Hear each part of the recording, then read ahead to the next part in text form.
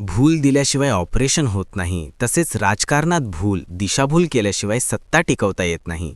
हे वाक्य जर कोणाला लागू पडत असेल तर ते म्हणजे महाराष्ट्राच्या राजकारणातील बादशाह शरद पवार यांनाच.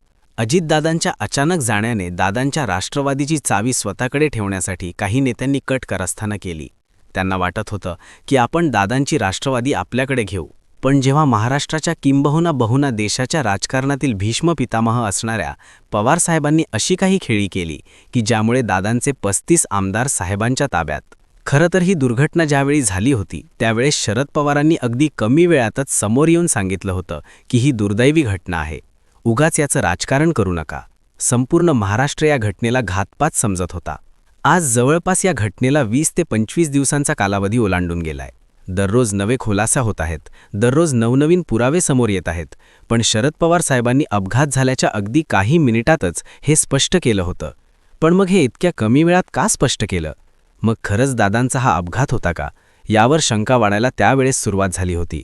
तर काही लोक म्हणत होते की शरद पवारांनी असा काही खेळ केलाय, असा काही डाव टाकलाय की ज्यामुळे दादांचं अस्तित्व पुन्हा संपटणार नाही, दादा परत येणार, अशा बातम्या सुरू झाल्या होत्या. पण या खेळाची सगळी खरी माहिती आज समोर आली. एका बाजूला शरद पवार यांनी अपघात नसून अपघात आहे, घातपात नाही, असे स्पष्टपणे सांगितलं होतं. पण दुसऱ्या बाजूलाच त्यांच्या पक्षाचे आणि त्यांच्या कुटुंबातले रोहित पवार यांनी तर उघडपणे त्याच्यामागे खूप मोठं रहस्य आहे असं ते सांगत होते. मग ही सुई नेमकी कुठे जात होती? नेमकं त्यांना हे कोणी बोलायला लावलं होतं की त्याच्यामागे काय कारण होतं, हाही प्रश्न इथे चर्चेला जायला लागला होता. खरं तर साहेब हा अपघात झाल्यानंतर काही दिवसातच दवाखान्यात ॲडमिट होते, रुग्णालयात उपचार घेत होते. पण राजकारणाच्या पटावर जे मोहरे चालत होते ते त्यांच्या आदेशावरच चालून अचूक हालचाल सुरू झाली होती. खरंच शरद पवारांना मानलं पाहिजे. 80 वर्षांच्या अफाट राजकीय अनुभवातून अडचणीतसुद्धा कसं संयमी राहायचं आणि परिस्थिती कितीही विरोधात गेली तरी पूर्ण नियंत्रण आपल्याकडे कसं ठेवायचं हे कदाचित त्यांच्या इतकं प्रभावी दुसरं कोणीच जाणत नाही. पण खरा प्रश्न मनात येतो की प्रत्यक्षात तिथे काय घडलं होतं, कोण कोणाच्या विरोधात उभं होतं आणि या संपूर्ण प्रकरणाच्या मागे राजकारणाचा काही मोठा प्लॅन होता का? या सगळ्या प्रश्नांची गुपितं उलगडण्यासाठी हा व्हिडिओ पूर्णपणे नक्की बघा. त्या कठीण वेळेला अत्यंत धैर्याने आणि तितक्याच कणखरपणे तोंड देणं आणि अखेरीस त्यावर यशस्वीपणे मात करणं याचंच देशातील जिवंत उदाहरण म्हणजे आदरणीय शरद पवार. त्यांना उगाचच भारतीय राजकारणाचे भीष्माचार्य असं म्हटलं जात नाही, कारण संकट कितीही मोठं असलं किंवा विरोधाचं वादळ कितीही भयंकर असलं तरी शांत राहून योग्य निर्णय घेण्याची ताकद त्यांनी वेळोवेळी जगाला दाखवून दिली आहे. मग ते नरेंद्र मोदी असोत, अमित शहा असोत किंवा अटल बिहारी वाजपेयी यांच्यासारखे दिग्गज नेते असोत. देशातील अनेक ज्येष्ठ राजकीय व्यक्तींनी त्यांच्या प्रदीर्घ अनुभवाला आणि राजकीय दूरदृष्टीला नेहमीच सन्मान दिला आहे आणि ते काही उगाच नक्कीच नाही. पण जेव्हा स्वतःच्याच हक्काच्या घरात मोठं वादळ शिरतं, ज्या पुतण्याला लहानपणापासून राजकारणाच्या एवढ्या उंचीवर नेला आणि ज्याला अगदी तळहाताच्या फोडासारखं जपलं, त्याच लाडक्या पुतण्यावर जेव्हा कठोर पाऊल ओढवतं त्या क्षणी मात्र शरद पवार साहेब थोडेसे निराश नक्कीच दिसले. ते अंतर्मनातून खिन्न झालेले जाणवले आणि क्षणभर कोलमडल्यासारखे देखील वाटले. पण एक गोष्ट नीट लक्षात ठेवा, ते झुपले पण पूर्णपणे संपले नाहीत. कारण राजकीय परिस्थिती वेगाने पालटत होती. राजकारणाच्या पटावर आता नवी समीकरणं आकार घेत होती आणि प्रत्येक चाल मोजून मापून टाकली जात होती. याच क्षणी त्यांची खरी मोठी कसोटी होती, ती म्हणजे अनुभव विरुद्ध भावना आणि राजकारण विरुद्ध रक्ताचं नातं. अजितदादांच्या त्या निधनानंतर राजकीय वर्तुळात अफवांचा अक्षरशः मोठा पूर आला होता. खुद्द भाजपमधूनच काही अशा बातम्या पुढे येत होत्या की आता राष्ट्रवादी काँग्रेस पक्षाच्या अजितदादा गटाचं मुख्य राष्ट्रीय नेतृत्व प्रफुल्ल पटेल यांच्याकडे सोपवले जाईल का? त्याचवेळी सुनील तटकरे आणि प्रफुल्ल पटेल यांच्या हातात पक्षाची पूर्ण सूत्र जातील आणि अख्खा पक्ष त्यांच्या पूर्णपणे ताब्यात येईल अशी केवळ शक्यताच नव्हती तर अनेकांकडून खात्रीच वर्तवण्यात येत होती. एकीकडे स्वतःच्या कुटुंबावर दुःखाचा डोंगर कोसळलेला आणि दुसरीकडे आपलं राजकीय अस्तित्व टिकवून ठेवण्याची मोठी लढाई सुरू झाली होती. ही परिस्थिती हाताळणं अजिबात सोपं नव्हतं. पण अशा कठीण वेळी शरद पवार साहेब फक्त स्वतः स्थापन केलेला राष्ट्रवादी काँग्रेस पक्ष वाचवण्यातच यशस्वी झाले नाहीत, तर त्यांनी अजितदादा गटाची विस्कटलेली राजकीय घडीही पुन्हा व्यवस्थित बसवली. हीच त्यांची खरी राजकीय ताकद मानली जाते. वर्षा बंगल्यावर आणि हॉटेलमध्ये सतत बैठकांचं सत्र सुरू होतं. राजकीय समीकरणं झपाट्याने बदलत होती. पक्ष पवार कुटुंबाच्या हातातून पूर्णपणे निसटून पटेल आणि तटकरे यांच्या ताब्यात जाणार का, अशी चर्चा सगळीकडे जोरात रंगली होती. पण एक गोष्ट कायम लक्षात ठेवा, राजकारणात कोणाची चाल यशस्वी ठरणार हे शेवटच्या क्षणापर्यंत कुणालाच कधीच माहीत नसतं आणि त्या निर्णायक क्षणी ज्यांच्याकडे अनुभव, संयम आणि अचूक रणनीती यांचा मोठा संगम होता त्यांचं नाव होतं शरद पवार. आता नेमकं पुढे काय झालं? पक्षाची मुख्य सूत्र नेमकी कोणाच्या हातात गेली आणि त्या पडद्यामागे कोणते मोठे डावपेच रचले गेले? आणि नेमकं इथेच एक महत्त्वाचा मुद्दा पुढे येतो. प्रवीण दरेकर यांनी मध्येच पुढे येऊन जे काही बोललं ते उगाचच केवळ भावनेच्या भरात केलेलं विधान नक्कीच नव्हतं. त्यांनी अगदी स्पष्ट शब्दात म्हटलं होतं की पटेल आणि तटकरे हेच आता राष्ट्रवादी पक्ष यशस्वीपणे पुढे घेऊन जातील. हे विधान साधंसुधं नव्हतं, ते एका मोठ्या राजकीय संकेताकडे स्पष्ट इशारा करत होता. म्हणजेच याचा अर्थ असा होतो की पक्ष पूर्णपणे भाजपाच्या दावणीला नेऊन बांधण्याचा वरिष्ठ पातळीवर काहीतरी मोठा प्लॅन आखला गेला होता का, अशी चर्चा राजकीय वर्तुळात तेव्हापासून रंगू लागली होती. एकीकडे स्वतःच्या कुटुंबावर दुःखाचा डोंगर होता आणि दुसरीकडे पक्षाच्या भविष्यावर राजकीय सौदेबाजी सुरू होती. ज्याला अक्षरशः मुलाप्रमाणे वाढवलं आणि राजकारणात मोठ्या उंचीवर नेलं त्याच दादांनी अनेकदा जाहीरपणे असं म्हटलं होतं की माझ्या काकांच्या मोठ्या कृपेने माझं सगळं काही सुरळीत चाललं आहे. माझा काका तुमच्या बापापेक्षा खूप मोठा आहे. हे शब्द सामान्य मुळीच नव्हते. त्या शब्दात नात्यातील जवळीक, विश्वास आणि सार्वजनिक मान्यता याचं एक मोठं प्रतीक होतं. पण राजकारणात मानवी भावना आणि सत्ता समीकरणं कधी एकमेकांच्या विरोधात उभी ठातात हे कोणालाच कधी कळत नाही. आणि नेमकं म्हणूनच मोठा प्रश्न उभा राहतो की ही सगळी विधानं केवळ राजकीय रणनीतीचा एक भाग होती का, की खरंच सत्ता समीकरणं पूर्णपणे आता बदलत होती? या सगळ्या मोठ्या घडामोडींचा खरा अर्थ काय होता आणि पुढे काय घडलं? पुढे त्या दोघांमध्ये घट्ट प्रेमाचं नातं होतं आणि नेमक्या त्याच काळात अजितदादांचा जो रहस्यमयी शेवट झाला, या धक्कादायक घटनेनंतर अनेकांना असं वाटत होतं की आता पवारसाहेब कोलमडतील.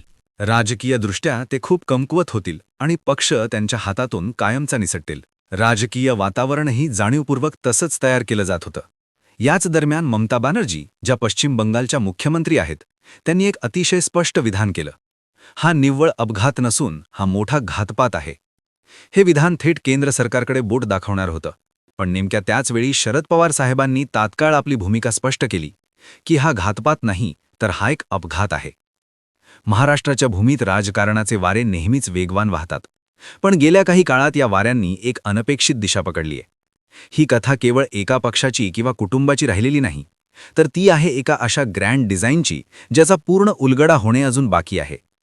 जेव्हा आपण या राजकीय पटाकडे पाहतो तेव्हा आपल्याला केवळ चेहरे दिसतात, पण त्या चेहऱ्यांमागचे खरे सूत्रधार आणि त्यांच्या हालचाली समजून घेण्यासाठी आपल्याला या रहस्याच्या मुळाशी जावे लागेल. या कथेची सुरुवात एका अशा वळणावरून होते जिथे रक्ताची नाती आणि राजकीय निष्ठा एकमेकांसमोर उभ्या ठाकल्या होत्या. अवघा महाराष्ट्र ज्यांच्या शब्दाची वाट पाहत होता त्याचवेळी अचानक एक तरुण चेहरा समोर येतो, रोहित पवार. रोहित पवारांनी जेव्हा ती महत्त्वाची पत्रकार परिषद बोलावली तेव्हा वातावरणात एक प्रकारचा अनामिक तणाव होता. त्यांच्या शब्दात विलक्षण धार होती. त्यांनी उपस्थित केलेले प्रश्न केवळ प्रश्न नव्हते, तर ते एका दुर्दैवी घटनेच्या दिशेने जाणारे गंभीर धागेदोरे होते. असे बोलले जात आहे की रोहित पवार हे आपल्या आजोबांचे म्हणजेच खुद्द शरद पवार साहेबांच्या भूमिकेपेक्षा काहीतरी पूर्णपणे वेगळी मांडणी करत आहेत. पण नेमकी इथेच ही कथा अधिक गुंतागुंतीची होते. ज्या प्रश्नांमुळे राजकीय वर्तुळात भूकंप येणे अपेक्षित होते त्या प्रश्नांना शरद पवार साहेबांनी कधीच उघडपणे फेटाळले नाही. साहेबांचे हे सूचक मौन बरेच काही सांगून जात होते. मग हा प्रश्न उरतोच, एकीकडे साहेबांची संयमी अधिकृत भूमिका आणि दुसरीकडे रोहित पवारांचा सखोल तपासाचा आग्रह. हा केवळ योगायोग होता की एका मोठ्या नियोजनाचा भाग? तपासाची ही सुई हळूहळू अशा दिशेला वळू लागली जिथे काही कठोर पावले उचलली गेली असल्याची शक्यता वर्तवण्यात येत आहे. रोहित पवारांनी थेट नाव न घेता अशा काही गोष्टी मांडल्या की ज्याचा संबंध सूचकपणे तटकरे आणि पटेल यांच्या भूमिकांशी जोडला जाऊ लागला. तपास यंत्रणा ज्या पद्धतीने या प्रकरणाकडे पाहत होत्या त्यावरून असे जाणवत होते की हे केवळ सत्तेचे समीकरण नाही. पवार कुटुंबाला सुनेत्रा पवार यांच्या महत्त्वाच्या पदावर जाण्याचा आनंदच होता, पण खरी भीती ही पदाची नव्हती तर अस्तित्वाची होती. कुठेतरी भाजपा आणि दादा गटातील काही मोहरे एकत्र येऊन राष्ट्रवादी नावाचा हा किल्ला पूर्णपणे आपल्या ताब्यात घेतील का? हा पक्ष पवार कुटुंबाच्या हातातून कायमचा निसटणार का? हा प्रश्न कळीचा ठरत आहे. याच दरम्यान शरद पवारांनी आपली अनुभवी चाल खेळली. विलिनीकरणाच्या चर्चा केवळ एक संदेश होता की हा पक्ष पवारांचा आहे आणि तो त्यांच्याच प्रभावाखाली राहील. राज ठाकरे यांचे अध्यक्ष पटेल नसावा तर पाटील असावा हे विधान याच रणनीतीचा एक भाग असल्याचे बोलले जाते. यातून केवळ पक्ष वाचला नाही तर विस्कटलेली राजकीय घडी पुन्हा एकदा शरद पवारांच्या हाताने बसवण्यात आली. महाराष्ट्राच्या राजकारणात राजा आणि वजिराची ही उपमा शरद पवार आणि अजित पवार यांच्या जोडीला कायम दिली गेली. राजाची दूरदृष्टी आणि वजिराची अंमलबजावणी ही या पक्षाची ताकद होती. पण आज हे मार्ग वेगळे झाले आहेत. राजा पुन्हा एकदा मैदानात एकटा उभा आहे. पण तो खरोखर एकटा आहे का, की एका नव्या वजिराची बांधणी आता पूर्ण झाली आहे? महाराष्ट्राचे राजकारण नेमके इथेच अधिक रंगतदार होत जाते. मित्रांनो, आतापर्यंत तुम्ही या राजकीय नाट्याचा प्रत्येक पैलू पाहिलात. पण हा व्हिडिओ संपवण्यापूर्वी मला एक गोष्ट तुमच्याशी अगदी मनापासून बोलायची आहे. राजकारणात एक म्हण आहे, भूल गेल्याशिवाय ऑपरेशन होत नाही आणि दिशाभूल केल्याशिवाय सत्ता टिकवता येत नाही. आज जेव्हा आपण या संपूर्ण प्रकरणाकडे पाहतो, तेव्हा हे वाक्य कोणालाच तंतोतंत लागू पडत नाही. पडत असेल तर ते म्हणजे महाराष्ट्राच्या राजकारणातील चाणक्य आदरणीय शरद पवार साहेब. अजितदादांच्या त्या दुर्दैवी घटनेनंतर अनेकांना वाटलं होतं की आता राष्ट्रवादीची चावी दुसऱ्या कोड्याकडे जाईल. काही नेत्यांनी तर मनोमन तशी तयारीही केली होती. पण भीष्म पितामह उगच म्हटलं जात नाही. साहेबांनी दवाखान्यात असताना सुद्धा अशी काही चाली खेळल्या की अखेर सत्तापक्षाचे सूत्र पुन्हा पवार कुटुंबाकडे राहिली. पण इथे एक गोष्ट खटकते, ती म्हणजे वेळेचं गणित. ज्यावेळी ही घटना घडली त्यानंतर अवघ्या काही मिनिटात साहेबांनी जाहीर केलं की हा एक अपघात आहे, याचं राजकारण करू नका. दुसरीकडे संपूर्ण महाराष्ट्र याला घातपात समजत होता. आज 20-25 दिवस झाले असले तरी नवनवीन खुलासे होत आहेत. मग साहेबांनी इतक्या घाईत तो निकाल का दिला असेल? केवळ भावनिक सावरण्याचा प्रयत्न होता की यामागे एखादी मोठी राजकीय शक्यता दडलेली होती? बघा, ही आमची वैयक्तिक मते नाही, तर महाराष्ट्राच्या राजकीय वर्तुळात चर्चली जाणारी एक केवळ शक्यता आहे. रोहित पवारांनी घेतलेली आक्रमक भूमिका आणि साहेबांचा त्या विषयावर मौन हे पाहता असे वाटतं की एक सुनियोजित रणनीती तर नव्हती ना. एका बाजूला संयम आणि दुसऱ्या बाजूला तपासणीची मागणी. हा खेळ समजणं सामान्य माणसाच्या पलीकडे आहे. आज राजा मैदानात उभा आहे आणि वजीर दूर गेला आहे. पण साहेबांच्या 80 वर्षाच्या अनुभवाचं हे सुद्धा गणित आहे की परिस्थिती कितीही विरोधात गेली तरी नियंत्रण कसं मिळवायचं हे त्यांना चांगलंच ठाऊक आहे. पण तुम्हाला काय वाटतं? ही खरोखर एक दुर्दैवी घटना होती की यामागे काही राजकीय पडद्यामागे खेळ? रोहित पवारांनी उपस्थित केलेले प्रश्न तुम्हाला रास्त वाटतात का? तुमची काही मतं असतील ती कमेंट बॉक्समध्ये नक्की सांगा, कारण तुमचा प्रत्येक कमेंट या विषयाला अधिक स्पष्टता देऊ शकतो. लक्षात ठेवा, आम्ही मांडलेली ही माहिती सूत्रांकडून मिळालेल्या चर्चेवर आधारित एक शक्यता आहे. सत्य काय आहे हे काळच ठरवेल. पण तुम्हाला काय वाटतं हे जाणून घ्यायला आम्हाला नक्कीच आवडेल. व्हिडिओ आवडला असेल तर लाईक करा आणि सखोल विश्लेषणासाठी आपल्या चॅनलला सबस्क्राईब करायला विसरू नका. धन्यवाद.